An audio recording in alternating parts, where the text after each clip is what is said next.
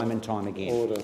Member's time has expired. I call the member for Wright. And I thank you, Mr Deputy Speaker. And last night I had the privilege of announcing to the House was the launch of the Parliamentary Friends of Small Business. It was co-launched by myself and Gabe Brockman, the member for Canberra.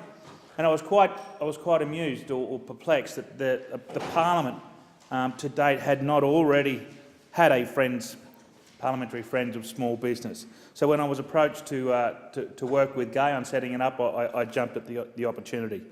It was a successful night given the amount of functions that were on, and there were a number of business communities and representatives from around the small business sector that came to assist with the launch.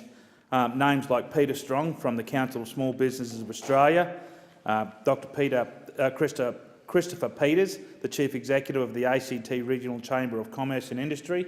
And Christopher made the point that out of all of the employment here in Canberra, that 50% of them employed by small business.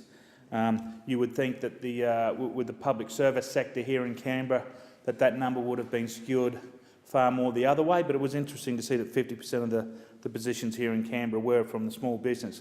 And why is small business so important to Australia, and why should the Parliamentary Friends of Small Business and how can we be effective in this role? Well, the reason is that because 2 million small businesses here in Australia employ 5 million of our Australians. That makes up 70% of the workforce. So 70% of the workforce employed by 2 million small businesses, contributing 20% to GDP.